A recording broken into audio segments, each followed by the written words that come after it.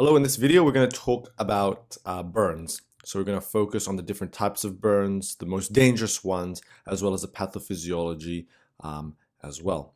So let's begin by recapping the normal skin anatomy. So here's a section of our skin. We have three layers of the skin, obviously. The epidermis on the very top, the dermis, which is further divided into the papillary layer for your fingerprints, and then your reticular layer.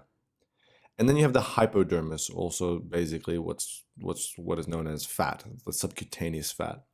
The hypodermis is not really a true skin layer. Now the epidermis is very thin, and interestingly, its only blood supply is at its base. The epidermis is what essentially the part of your skin that sheds off every day or so. What happens here is that the cells at the base of the epidermis, which are sitting on the basement membrane, receives blood supply from small capillaries from the dermal layer of the skin. And so this allows the cells of the epidermis to receive nutrients and to divide while moving up. As the cells divide and move up, they get less and less blood supply until they die essentially, and that is why you have dead skin on the top of your skin. Other important structures which make up the skin anatomy itself are the hair follicles, which help in sensation and indirectly in heat regulation and lubrication. The main arteries and veins that supply the skin really supply the hypodermis and dermis. And then the smaller capillaries branch off and supply all the way to the base of the epidermis. There are also many sensory nerve endings of the skin important in sensory aspects such as detecting pain, heat, and pressure. Finally, it is important to mention the glands. Now, glands around the skin help in lubrication as well as releasing antimicrobial substances and heat regulation. However, it should be pointed out that we normally have what's called opportunistic organisms, opportunistic bacteria living on our skin. Damage to the skin, such as a cut, can thus introduce bacteria to this area, causing problems. Similarly, if a person suffers from a burn injury, it can introduce bacteria and other organisms such as fungi easily into the body and can cause significant problems. So what are burns? Well, burns are injuries to tissues caused by heat, friction, electricity, radiation, or chemicals. There are many types of burns, such as thermal burns, inhalation burns from small particles of smoke, cold exposure like frostbites are also burns, radiation burns, which include UV radiation from the sun. Usually people go to hospital for any of the burns mentioned above. However, there are some burns which require transfer and referral to a special burns unit because of the complications that may come with them. Now, these types of dangerous burns, you can say, include chemical burns, electrical burns, and inhalation burns, which are already introduced. Inhalation burns, for example, can compromise the airways and cause significant lung injury. So let's learn a bit more about the pathophysiology and the mechanism of disease. When a burn occurs on the skin, it causes changes within the skin that could be divided into sort of three regions or three zones. These zones of a burn were described by Jackson in 1947, and so it is also called the Jackson model. The first zone is the zone of coagulation, then it's the zone of stasis on the outside, and then the furthest part is the zone of hyperemia. So the zone of coagulation is essentially the point of maximum damage. In this zone, there is irreversible tissue loss due to coagulation of proteins. Thus, you get coagulative necrosis. Surrounding the coagulation zone of necrosis is a zone of stasis. Now, in this zone, it's essentially characterized by decreased perfusion. This ischemic zone may progress to full necrosis unless the ischemia is reversed. At the very outside is the zone of hyperemia. In this outermost zone, tissue perfusion is increased. The tissue here is invariably recovered unless there is severe sepsis or prolonged hypoperfusion. Again, the stasis zone is characterized by ischemia and may progress to full necrosis unless the ischemia is reversed. Therefore, the main aim of burns resuscitation is to increase tissue perfusion here and prevent any further damage, any damage becoming irreversible. So that is a general pathophysiology or mechanism of disease concept of burns. When you assess a burn, it is important to know the cause of the burn, as we have learned, such as if it's a thermal or radiation burn. The other important aspect of a burn assessment is to know the depth of the burn. To make it super easy, just think of burns as initially being superficial burns or deep burns. So let's zoom into the skin here to look at what happens in a superficial burn and what happens in a deep burn. Let's take a look at a superficial burn first. If it's a superficial burn, it will cause damage to the epidermis and the upper dermis only, so like the papillary layer of the dermis. Again, you have blood vessels here, capillaries.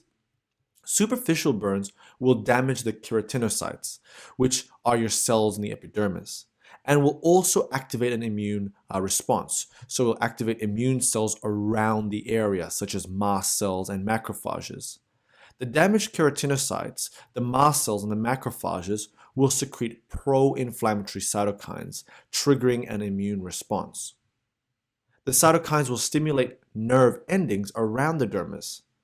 The sensory nerve endings here can be the ones that detect pain, for example, and pain is an important feature of superficial burns. Some cytokines will cause increase in vascular permeability. The increase in vascular permeability will cause fluid to leak out and may lead to interstitial edema. As the fluid leaks out, it can result in hypotension. Remember that the increase in vascular permeability causes fluid to leak out. The fluid can actually accumulate in one area, causing a blister on the skin surface. The sensitive blister can rupture and release fluid onto the damaged skin surface. Thus, superficial burns have a moist appearance. The cytokines secreted by the cells above will also cause concurrent vasodilation, causing further hypotension in severe cases. The vasodilation contributes to the warmth in the area, as well as causing blanching of the skin and erythema. Blanching means that when you press on the burnt skin surface, blood will quickly fill it up because of the increase in blood flow to the area. The blanching skin is a feature of superficial burns. In deep burns, you have more than just damage to the epidermis and the upper part of the dermis. You have damage all the way down, extends all the way to the hypodermis, so it's a pretty deep burn. Deep burns can thus damage blood vessels in the skin. Because you have damaged blood vessels, everything will leak out. You have no blood supply to the area, so you eventually get this dry, non-blanching surface. It is dry and inelastic. The non-blanching dryness is an important feature of deep burns.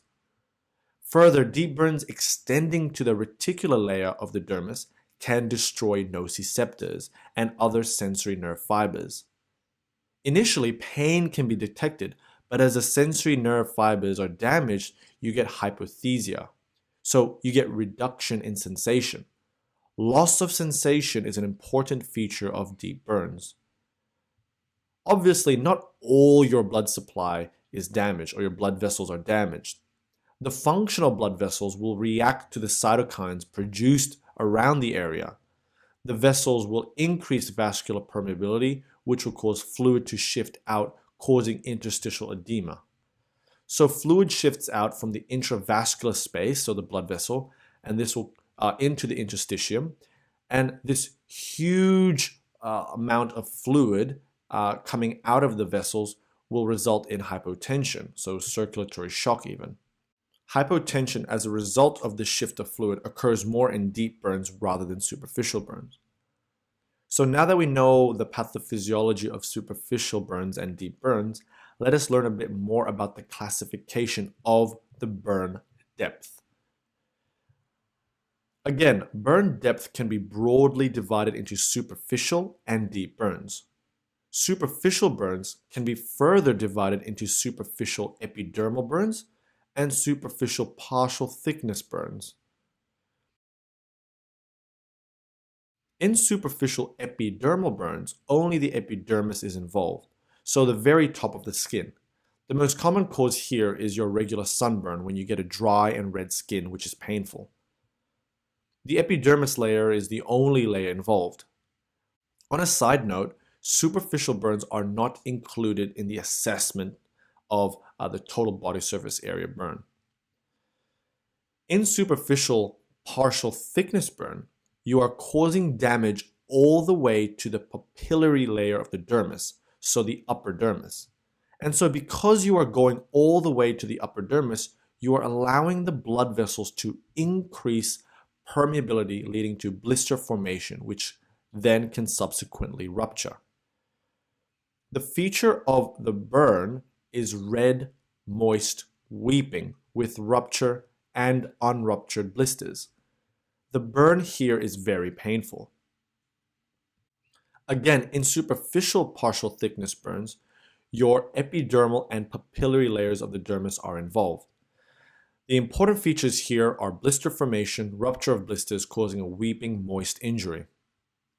As mentioned before, and I'll mention this again, superficial burns is characterized by a blanching injury. So when you press your finger on the area pressured will return to its normal color because of the normal perfusion. The other important aspect of superficial burns is that the sensation is still working. It is normal, and so you feel pain. Deep burns are totally different. Deep burns involve all layers of the skin. The important feature of deep burns is that it does not blanch with pressure, and there is minimal to no pain. No sensation due to damage of nerve endings in the area. Deep burns can be easily divided into deep partial thickness burns and full thickness burns. In deep partial thickness burns, the burns are partially deep. They cause blisters which easily rupture and come off. The surface of the skin can be pale if blood supply is lost, or red if there is extravasation of red blood cells. In partial deep thickness burns, you can get damaged blood vessels, which means when you press the skin surface, it will be non-blanching. And also, partial deep burns may damage sensory nerve fibers, causing a decrease in sensation. In partial deep burns, the skin layers involved are the epidermis and all the dermis layer. Full thickness burns are the worst. Here, all the skin layers, including the hypodermis, are involved. The burn is so extensive that the skin may look waxy white, leathery gray, or charred black, depending on how deep it is, duration of the burns, etc. The burnt area is not wet because no blisters are forming. It is usually dry and inelastic. The sensory nerves and the blood vessels are definitely destroyed, and so you have no sensation and no blanching. In full thickness burns, you have destruction of all skin layers, including the hypodermis. There's actually a fifth classification of deep burns, but we're not going to talk about it here because I feel like it causes more confusion than help. Referring a burn to the burns unit is very important. We talked about referring certain types of burns to the burns unit, such as chemical burns, electrical burns, and inhalation burns. But how about the burn depth? Well, we always refer full thickness burns, and also burns greater than 10% of the total body surface area. And this does not include the superficial epidermal burns. So what does this total body surface area mean?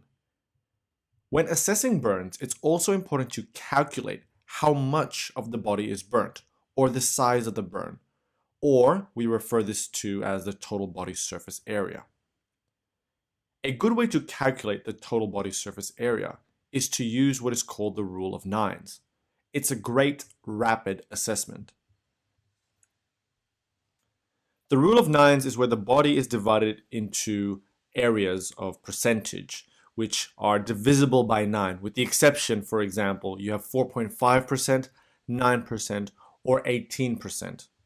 So if we look at a human from the front and the front of the face is 4.5%, the back of the head is 4.5%, 9% front of the chest, 9% upper back, 9% stomach, and 9% lower back.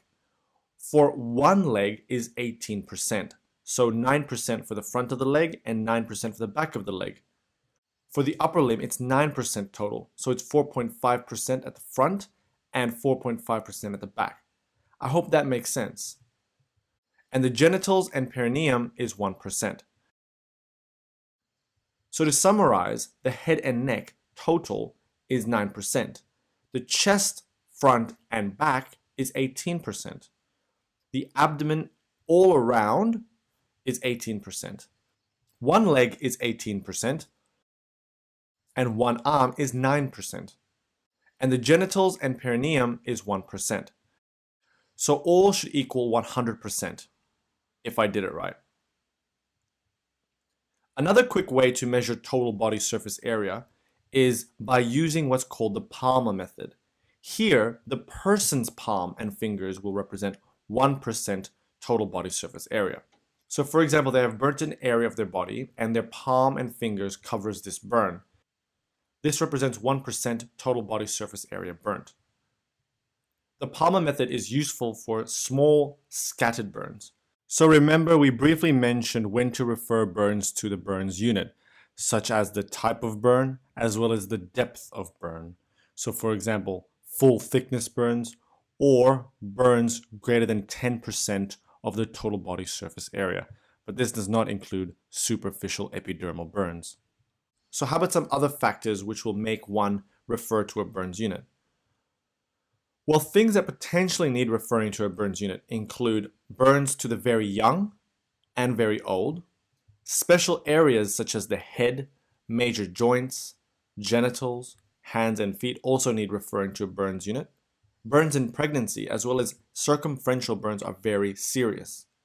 Circumferential burns especially can progress to what is called compartment syndrome, where pressure and edema builds up in the muscular compartments, causing diminished neurovascular supply to the area, which can lead to irreversible damage and amputation of that limb or area if not saved early.